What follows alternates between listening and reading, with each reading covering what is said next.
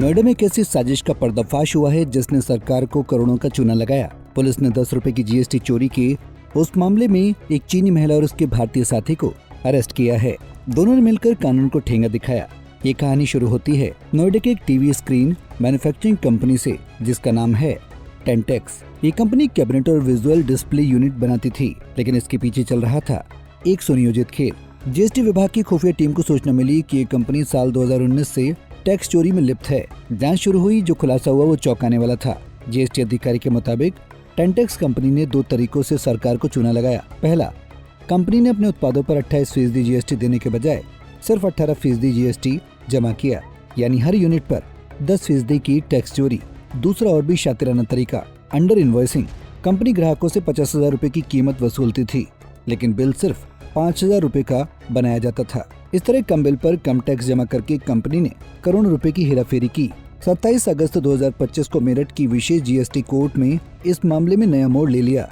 GST विभाग ने चीनी महिला एलिस ली, जो कंपनी की कैश हैंडलर थी, और कंपनी के डायरेक्टर विनय कुमार को गिरफ्तार कर कोर्ट में पेश किया। लेकिन कोर्ट में पेशी के दौरान एलिस ली ने जमकर हंगामा मचाया। उसने खुद को निर्दोष बताते हुए पुलिस कर्मियों से बदसलूकी की और मीडिया के कैमरों से बचने की कोशिश की।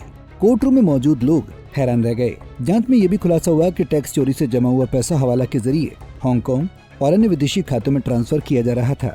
एलिस ली पहले भी हवाला के एक मामले में फंस चुकी थी, जिसने इस मामले को और संवेदनशील बना दिया। विनय कुमार, जो कंपनी में 51% का पार्टनर था और उसके चीनी सहयोगी 49% के हिस्सेदार थे, इस पूरे खेल के मास्टरमाइंड माने जा रहे हैं। जीएसटी विभाग ने साफ कर दिया है कि इस तरह की टैक्स चोरी को बख्शा नहीं जाएगा। दोनों आरोपियों को मेरठ कोर्ट ने न्यायिक हिरासत में भेज दिया है और इस नेटवर्क से जुड़े अन्य लोगों की जांच भी शुरू हो चुकी है। सर, एक बार अपना नाम। मैं PK Srivastava, assistant commissioner CGST, Gautam Buddh Nagar commissionerate. Sir, ये क्या पूरा मामला हुआ है? टैक्स की चोरी हुई है, एक चाइनीज महिला गिरफ्तार हुई है। हाँ, बेसिकली ये टैक्स इविजन का मैटर है। इसमें चाइनीज कंपनी है टेंटेक नाम से, जो कि कैबिनेट और विजुअल डिस्प्ले यूनिट बनाती है।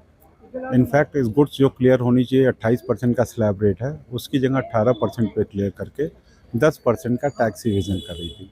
एक इशू ये था। दूसरा इशू ये था कि जो इनवाइसिंग भी कर रहे थे कस्टमर को, ये अंडर वैल्यूएशन कर रहे थे। सपोज अगर वैल्यू किसी गुड्स की 50,000 है, तो इनवाइस की वैल्यू इनवाइस के पॉइंट ऑफ व्यू से वो 15,000 होती थी और 35,000 कैश कलेक्ट होता था।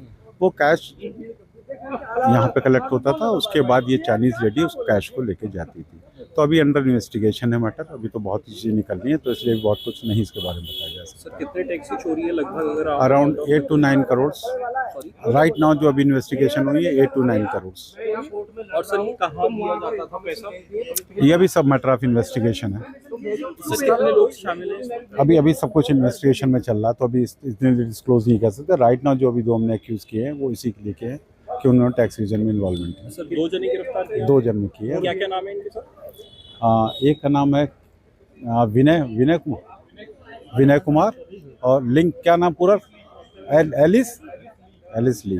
एलिस ली। ये कहाँ के नागरिक हैं सर? ये चाइनीज नागरिक है।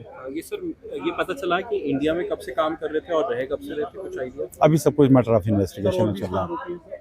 हाँ, अभी देखते हैं। अभी मैटर ऑफ इन्वेस्टिगेशन है, जब भी होगा फाइनल आउटकम होगा।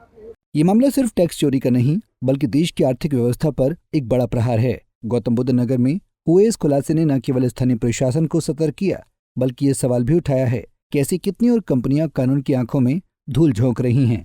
पंजाब केसरी टीवी के लिए मेरठ से आदिल रहमान की रिपोर्ट।